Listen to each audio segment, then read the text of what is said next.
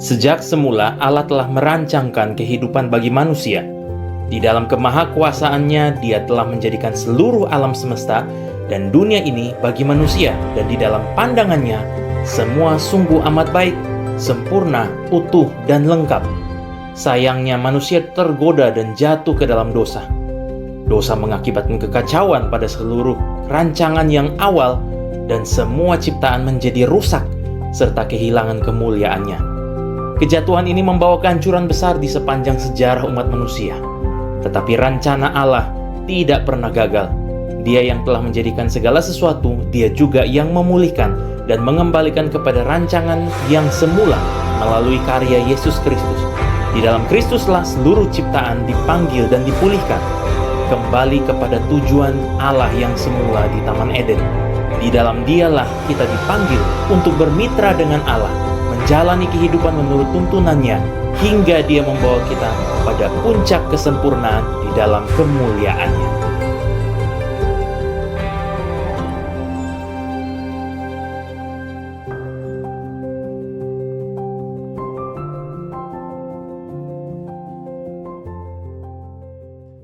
Pada pagi hari ini, pengurus memberikan satu tema, mengerti panggilan Tuhan, mengerti identitas dirimu.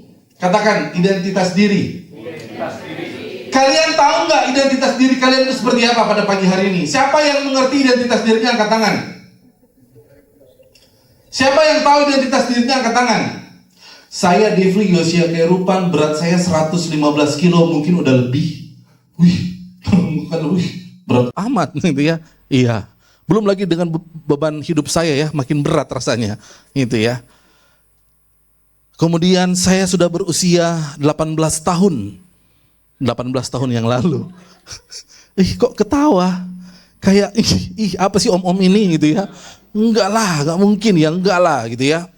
Apakah itu identitas diri kita? Apakah kita tahu bagaimana usia kita? Oh, ini adalah identitas saya karena saya sudah berusia 27 tahun. Saya 30 tahun, nama saya ini, itu adalah identitas saya. Dan pada pagi hari ini, saya mau mengajak teman-teman sekalian, energize people, untuk mengerti bagaimana Tuhan memanggil kehidupan kita sehingga kita menyadari identitas diri kita. Terkadang dengan zaman yang begitu sangat cepat berjalan, kita melupakan identitas sejati kita. Ada banyak hal-hal yang dapat dan mampu membuat kita melupakan identitas kita sebagai orang-orang pilihan Tuhan. Ada amin? Kita adalah orang-orang pilihan Tuhan. Dan seringkali kita melupakan identitas ini. Karena ada begitu banyak yang dunia tawarkan dalam kehidupan kita, dan kita melupakan identitas ini. Dan kita mau belajar bagaimana panggilan Allah itu hidup di dalam diri kita, sehingga kita mampu melangkah hari demi hari, kita berjalan bersama dengan Tuhan, menikmati kemenangan lepas kemenangan. Tidak ada kemenangan kalau kita tidak berjalan dengan Tuhan. Itu pasti, saya bisa pastikan. Mungkin kau mampu, mungkin kau bisa, tapi tidak menang. Karena hanya di dalam Tuhan, the victory is ours. Itu kayaknya tema DKMD. Oh, DKMD, sorry. Saya masih membawa daerah bang. DKMN, ya beberapa tahun yang lalu. The victory is ours. Ya, bagaimana mungkin kita bisa mengalami kemenangan itu dalam kehidupan kita kalau kita tidak mengerti panggilan Tuhan dalam kehidupan kita? Kita akan melihat bagaimana kebenaran firman Tuhan dari perjanjian lama sejak mulanya. Tahu nggak kapan pertama kali Allah itu dicatat untuk memanggil orang? Ada yang tahu nggak?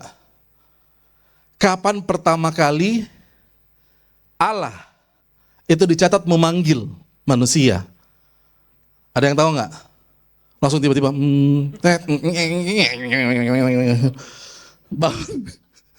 tiba-tiba hang. Aduh. Ada yang tahu nggak? Saya mau kasih 50.000 nih, tapi nggak ada yang cash. Kiris, oke kiris, gas. Jangan abang ya. Yang lain lah bang, kasih yang lain. Ada yang tahu nggak? Pertama kali Allah memanggil. Tercatat dalam Alkitab Allah memanggil. Ada tahu nggak di mana? Nggak apa-apa. Di mana? Kejadian kisahnya siapa? Pas kapan itu? Iya dong, biar sekalian dong.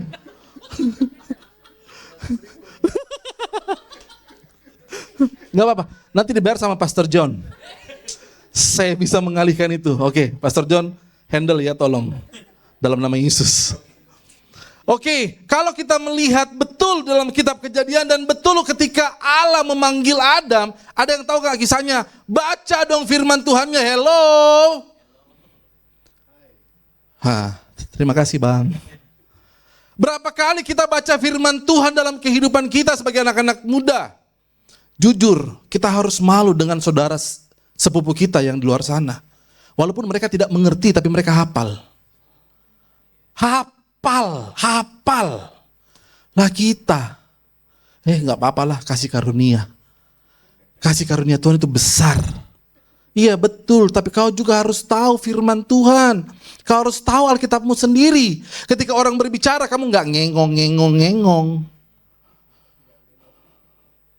Firman Tuhan berkata ketika Adam dan Hawa sudah jatuh ke dalam dosa, mereka bersembunyi di hadapan Tuhan, lalu Allah datang dan memanggil mereka, Adam.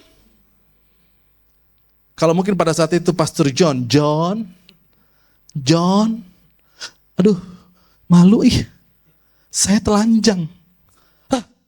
Itu panggilan pertama kali dicatat. Dan panggilan itu selalu asalnya dari Tuhan. Inisiasi pertama memanggil itu Tuhan. Dan pada pagi hari ini kita mau belajar mengenal panggilan Allah dalam kehidupan kita. Mengenal panggilan Tuhan dalam kehidupan kita. Kenapa? Karena waktu kita mengerti Allah memanggil kehidupan kita, kita bisa melihat kita menghidupi panggilan Tuhan. Kita berjalan sesuai dengan panggilan Tuhan. Maka kita akan melihat kita akan menjadi anak-anak muda energis yang terus full 100%. Nggak ada yang namanya lowbat. Nggak. Full 100%. Dimanapun kita berada, full 100%. Karena kita terkoneksi terus dengan Tuhan. Ku terhubung denganmu, selalu melekat di hatimu. Gitu ya.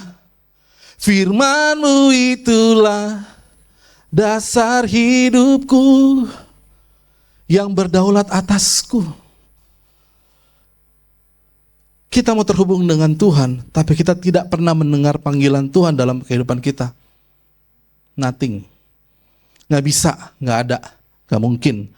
Nah, oleh sebab itu pada pagi hari ini kita mau melihat panggilan Tuhan dalam kisah-kisah Alkitab. Abraham, teman-teman, kalau kita hidup di masa ini kita patut bersyukur karena kita sudah mengerti sebenarnya panggilan Tuhan dengan sangat mudah, dengan sangat gampang. Kalau teman-teman hidup di zaman Abraham, firman Tuhan dicatat di situ ya. Kisah Abraham. Tiba-tiba aja firman Tuhan, dan pada saat itu Tuhan memanggil Abram dan menyuruh Abram keluar dari tanah yang ditempatinya. Hello, siapakah ini? Tiba-tiba aja kemudian Tuhan berbicara kepada Abram, "Hei Abram, keluar dari tanahmu di situ, pergi kepada satu tempat yang kujanjikan kepadamu untuk seluruh keturunanmu." Kalau kita hidup pada saat ini, itu enak, kita masih bisa searching. Dari tempat saya, karena saya takut salah jalan, saya pakai Google Map. Tinggal ketik namanya GSJ Batu Tulis. Langsung ada mapnya muncul, tinggal pencet dan kemudian mengarahkan. Belok kiri. Lu kok gak belok-belok sih? Gitu ya. Ada arahnya. Abraham pada saat itu gak ada. Dia gak tahu. Dia gak mendengar. Dia gak mengetahui. Oh, siapa ini? Oh, apakah itu? Tetapi kalau kita melihat perjalanan hidup Abraham, pertama kali sejak Abraham dipanggil Tuhan, dia melangkah maju dengan iman, dan dia melangkah dan berjalan bersama-sama dengan Tuhan sampai pada akhirnya. Bagaimana kehidupan Abraham? Tuhan berkati. Bukan hanya berkat secara jasmani, tapi firman Tuhan, melalui keturunanmu lah bangsa-bangsa akan diberkati. Melalui keturunanmu nama Tuhan akan dipermuliakan. Dan ini doa saya, melalui kehidupan kita, kehidupan teman-teman Energize pada pagi hari ini, nama Tuhan yang dipuji, ditinggikan, dipermuliakan lewat kehidupan kalian. Jangan sampai lihat kehidupan kalian, ya Pastor John, ya Pastor Denny, ya saya mau sebut namanya Pak Pendeta Welko gitu ya, cuman saya agak sungkan. Itu ya. Waduh. Tapi waktu mereka mendengar nama kita, luar biasa hidupnya. Tuhan pakai luar biasa. Saya melihat pastor itu, saya melihat teman saya melihat kawan saya di kanan dan kiri saya. Ketika Tuhan hidup di dalam hidupmu, mengerti panggilan Tuhan dalam hidupmu, wow, hidupnya luar biasa. Datang di Jakarta, ya ini dalam rangkaian inilah melihat peluang sebenarnya. Ya, karena katanya kan Jakarta itu memberikan banyak peluang gitu. Jadi coba-coba dari Malang saya pindah, bukan pindah ya, belum pindah. Cuma datang aja, iya, belum tahu juga gitu. Mendengar panggilan Tuhan dulu. Gitu ya. Jadi waktu sampai ke sini saya minta maaf. Sangat gampang orang berkata tolol lu, bego lu, goblok lu. Itu kayak semacam-macam kata-kata yang gampang untuk diucapkan.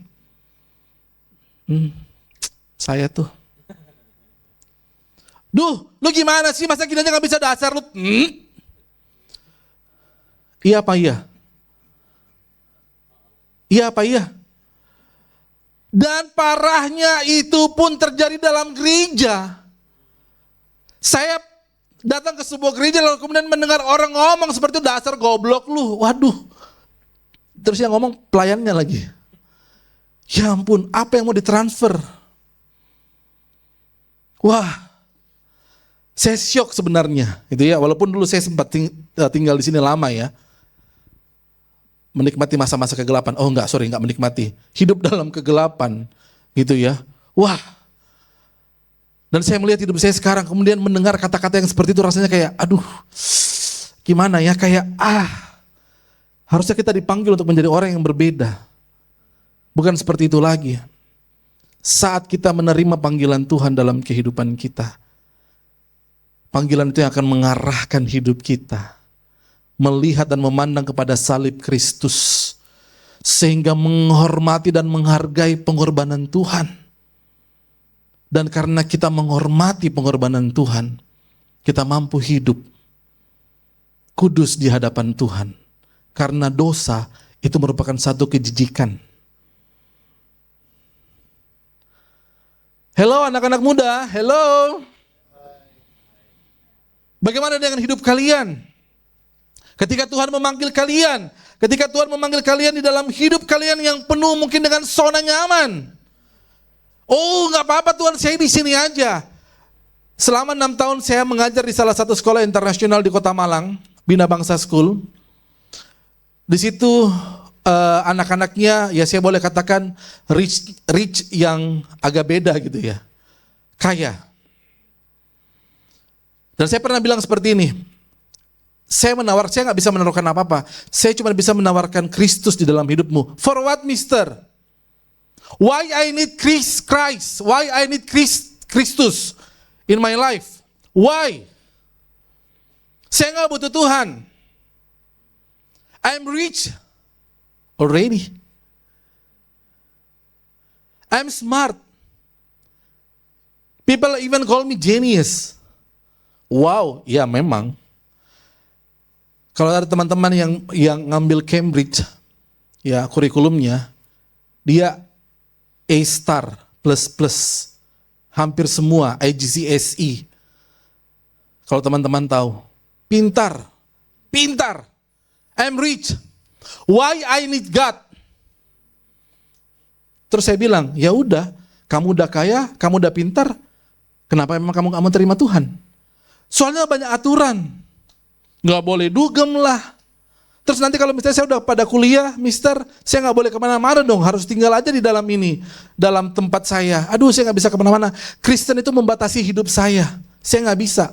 Hello, Matius berkata, pikulah kuk yang kupunyai. Itulah, kuk itu enak dan ringan rasanya, sehingga membuat hidup kita berjalan dalam kebenaran, tidak akan melenceng ke kanan dan ke kiri. Ringan kata firman Tuhan. Yang jadi pertanyaan, kamu mau enggak? Itu yang menjadi pertanyaan. Nah, dan pada bagian yang pertama yang saya ingin bagikan kepada kita pada pagi hari ini, kita berbicara mengenai pribadi yang memanggil kita, bukan siapa yang dipanggil. Terkadang kita lebih fokus kepada yang terpanggil. Bagian yang pertama yang saya ingin bagikan buat kita pada pagi hari ini mengenai panggilan Tuhan, itu fokusnya kepada siapa yang memanggil, bukan kepada siapa yang terpanggil. Kadang-kadang kita berhenti kepada siapa yang terpanggil. Oke, panggilan Tuhan ada dalam hidup saya, habis itu sudah selesai. Fokusnya ternyata itu kepada siapa yang memanggil kita. Kalau kita tahu fokus kita adalah siapa yang memanggil kehidupan kita, sama dalam kisah Abraham, sama dalam kisahnya Yakub, kisahnya Musa, kisahnya Samuel, kita fokus kepada siapa yang memanggil kita fokusnya kepada Tuhan. Dan tantangan-tantangan orang yang dipanggil Tuhan itu sebenarnya tidak gampang. Dan kita melihat itu dicatat di dalam firman Tuhan. Tidak gampang, tidak mudah. Tapi mereka bisa melewatinya. Karena mereka tahu siapa yang memanggil hidup mereka. Dan pada pagi hari ini, saya tawarkan ini juga kepada teman-teman sekalian. Kenalilah siapa yang memanggil hidupmu pada pagi hari ini. Kenali Tuhan dalam hidupmu. Bagaimana caranya kau bisa mengenali Tuhan? Kalau di pagi hari, yang kalian lakukan pertama kali ketika kalian bangun tidur apa? Pagi hari. Puji Tuhan. Ini udah hari yang ke-12 di tahun 2025 ini. Siapa yang jadwal doanya masih full dari tanggal 1 sampai tanggal 12 ini, setiap pagi sebelum tidur itu menghadap Tuhan, berdoa kepada Tuhan. Ada enggak? Nggak usah angkat tangan deh, nanti sombong rohani lagi. Lihat aja dalam diri kalian, diri teman-teman, tanya. 12 hari ini, kita terkoneksi nggak dengan Tuhan? Seberapa sering kau baca firman Tuhan? Atau pada pagi hari yang pertama kali yang kau lakukan adalah tahu dengan persis letak handphonemu, walaupun mati lampu, walaupun mata masih mengantuk, tapi langsung tek, langsung tahu, tek, langsung tahu, tek, langsung tahu, langsung buka media sosial. Instagram dulu deh, tweet dulu deh, TikTok dulu lihat dulu apa yang lagi tren saat ini. Tadi malam gue bikin video deh. Gue pengen lihat videonya seperti apa, berapa banyak yang view, berapa banyak yang likes.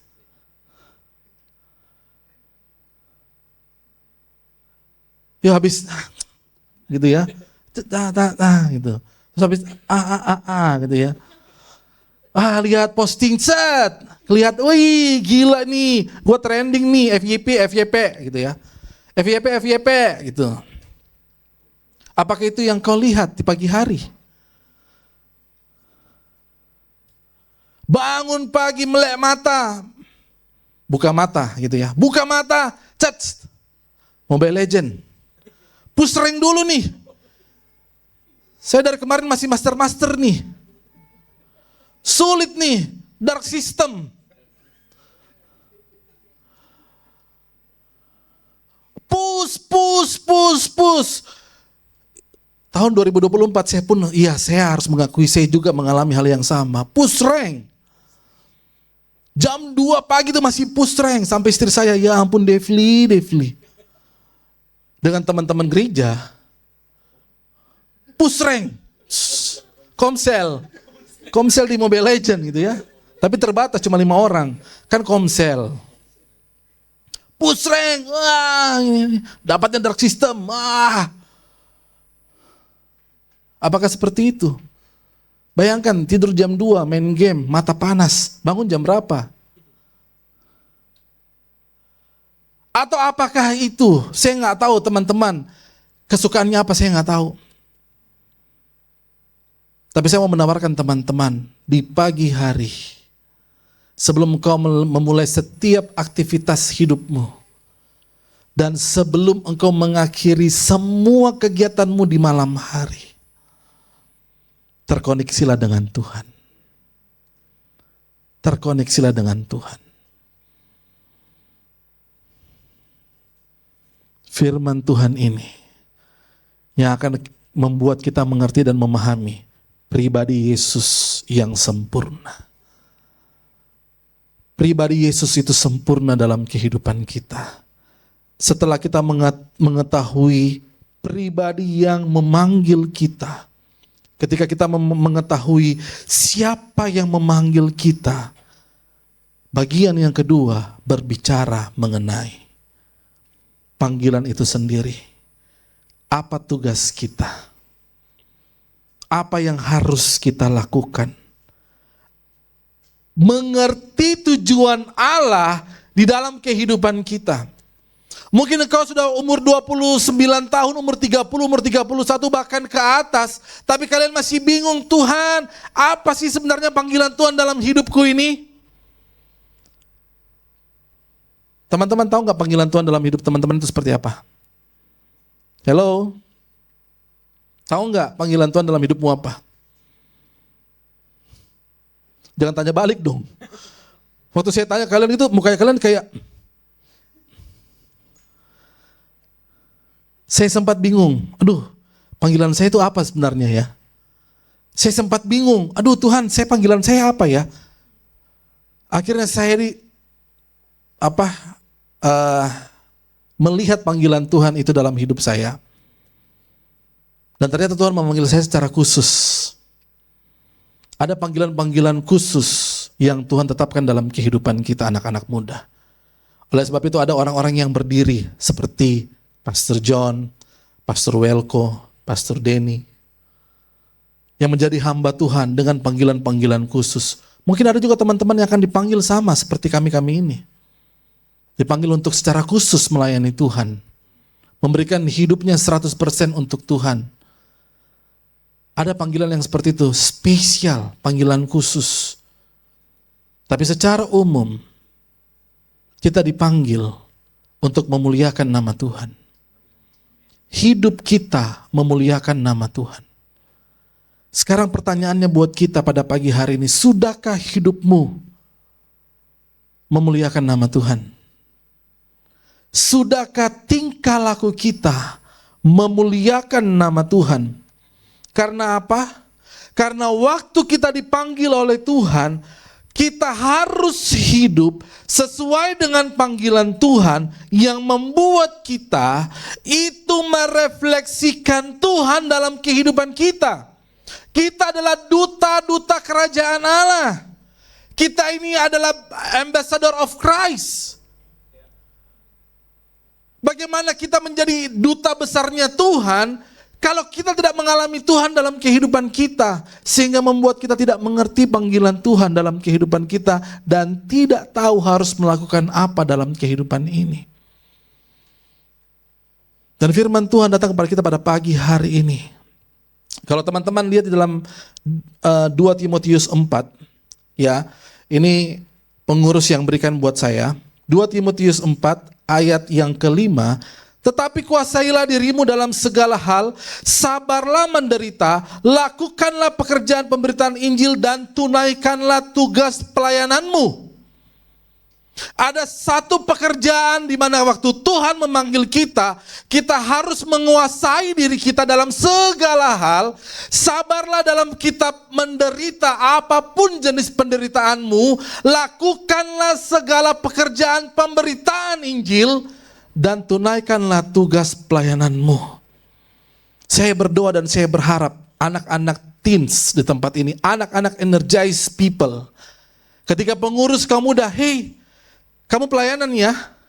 Ya kak, oke, saya akan melayani Tuhan.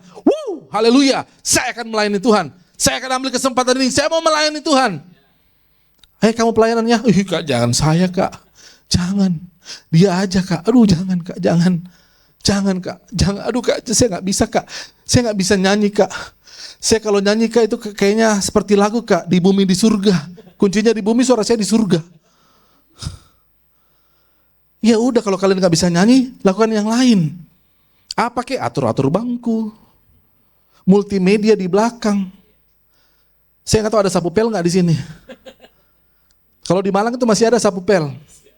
Anak-anak muda ada jatahnya. Itu komsel kami melakukan sapu pel gereja.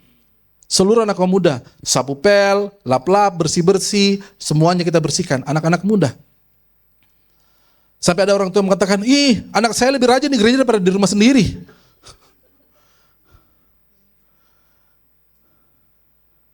Hello, di mana posisimu pada pagi hari ini? Di mana posisimu pada pagi hari ini? Di mana posisimu? John Piper mengatakan seperti ini. God created me and you and me to live with a single, all-embracing, all-transforming passion to glorify God by enjoying and displaying His supreme excellence in all the spheres of life. Artinya apa? John Piper mengatakan bahwa ketika Tuhan memanggil kehidupan kita, ada satu tindakan di mana tindakan kita merepresentatifkan Yesus Tuhan, sehingga di dalam setiap aspek kehidupan kita semuanya sempurna sama seperti Kristus yang adalah sempurna. Jadi kalau misalnya ada yang berkata, Tuhan saya minta maaf, Kak saya minta maaf, daging ini terlalu lemah, roh memang penurut. Hello. Gak. Ketika kita mendengar dan mengerti panggilan Tuhan, Tuhan akan memampukan kita, bukan karena kuat dan gagah kita, tapi karena Roh Kudus hidup dalam diri kita, sehingga itu terefleksikan di dalam hidup kita dan memancarkan excellence itu untuk hormat kemuliaan bagi nama Tuhan.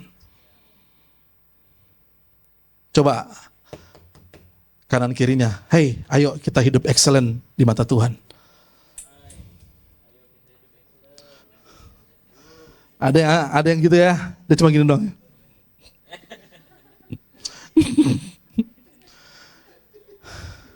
Kayak agak ragu-ragu gitu ya. Saya percaya teman kanan kiri kalian tidak akan gigit kok. Tidak akan gigit. Ketika Tuhan memanggil kita, jangan berdoa, Tuhan ini aku, utuslah dia. Enggak seperti itu. Berbicara mengenai panggilan, ketika saya masuk sekolah Alkitab, tahun 2010, kami mengalami ada 3 hari,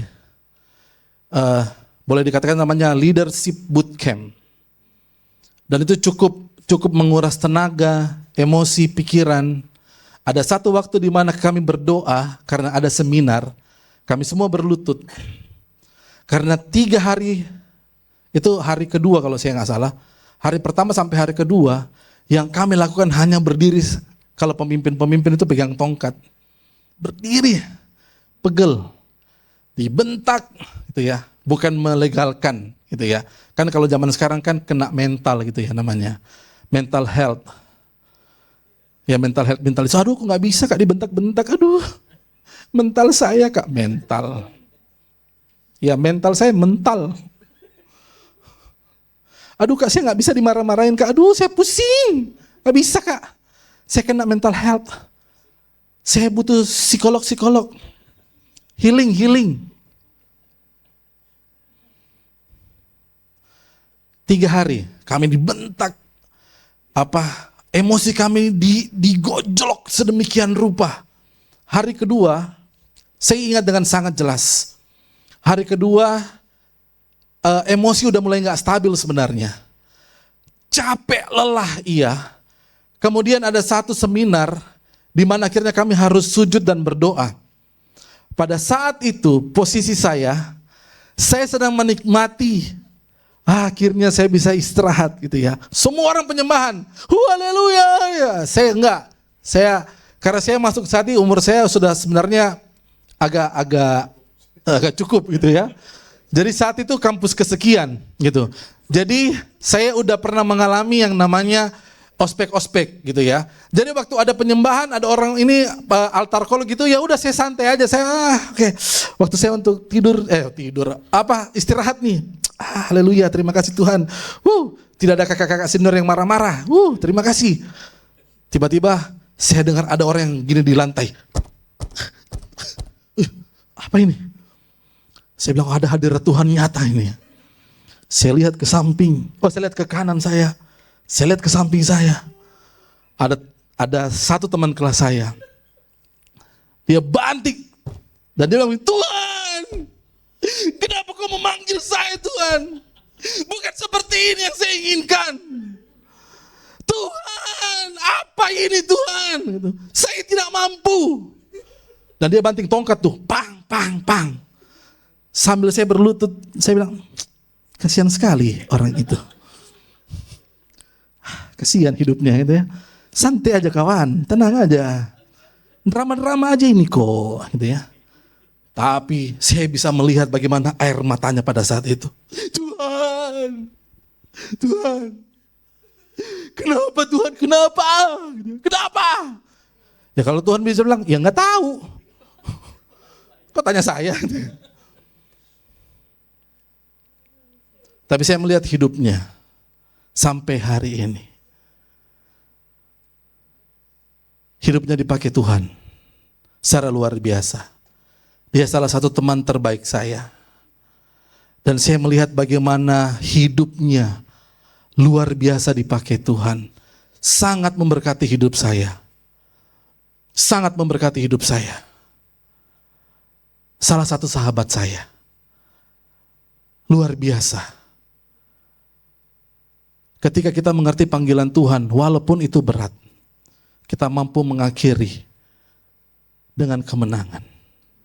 Kata Rasul Paulus, bukan startmu, bukan awal yang menentukan, tapi bagaimana engkau mengakhiri pertandingan itu dengan baik.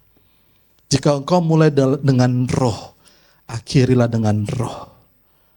Dan bagian yang terakhir, apa respon kalian? Apa responmu terhadap panggilan Tuhan? Apa responmu mengenai panggilan Tuhan? Apa responmu? Tuhan datang, saya percaya Tuhan hadir tengah-tengah kita pada pagi hari ini. Dia ada di tempat ini. Dan dia ingin melihat respon kita. Apa responmu pada pagi hari ini? Apa responmu? Bersediakah engkau menanggapi panggilan Tuhan dan melakukan pekerjaan-pekerjaan Tuhan dalam hidupmu? Kau mungkin dipanggil di dalam sekolahmu, di dalam kuliahmu, di dalam tempat kerjamu. Bukan harus menjadi sekolah Alkitab, enggak. Tapi dimanapun kau berada pada saat ini, mungkin kau merasa, aduh ini bukan panggilan Tuhan deh, saya kayaknya enggak di sini. Stop membandingkan dirimu dengan diri orang lain. Stop melihat rumput yang di sebelah lebih hijau dibandingkan tempatmu berada pada saat ini. Stop melihat hidupmu dengan orang yang ada di atasmu. Pada saat ini, lihat dan pandanglah kepada Yesus. Lihat dan pandang kepada panggilan Yesus dalam hidupmu. Apa yang bisa kau lakukan dan kerjakan di dalam tempat yang Tuhan panggil engkau pada saat ini. Kalau kau dipanggil di sekolah, sebagai anak-anak murid, apa yang bisa kau lakukan sebagai anak-anak pelajar? Di dalam kuliahmu, apa panggilan Tuhan dalam hidupmu? Sehingga kau berdampak buat teman-teman di lingkungan kuliahmu. Kalau kau bekerja, apa panggilan Tuhan dalam hidupmu, dalam pekerjaanmu? Sehingga pekerjaanmu memuliakan nama Tuhan. Dan itu semua terrefleksi di dalam setiap aspek kehidupan kita. Dan pada akhirnya kita bisa berkata, aku telah mengakhiri pertandinganku dengan baik. Kalau teman-teman baca dalam 2 Timotius tadi itu, Rasul Paulus menuliskan ya ayat yang setelah ini, Paulus mengatakan, aku telah mengakhiri pertandinganku dengan baik. Aku telah mencapai tujuan akhir, mahkota kehidupan telah disediakan. Maukah teman-teman menjadi sama seperti Paulus, telah menyelesaikan semua pertandingan kehidupan dengan baik? Atau mungkin kita seperti 2 Timotius 4 ayat yang 10, seperti Demas. Karena cinta akan dunia ini, dicatat oleh firman Tuhan, karena Demas telah mencintai dunia ini dan meninggalkan aku, sehingga dia melupakan panggilan Allah dalam hidupnya dan lebih memilih dunia. Mari teman-teman kita tundukkan kepala kita pada pagi hari ini.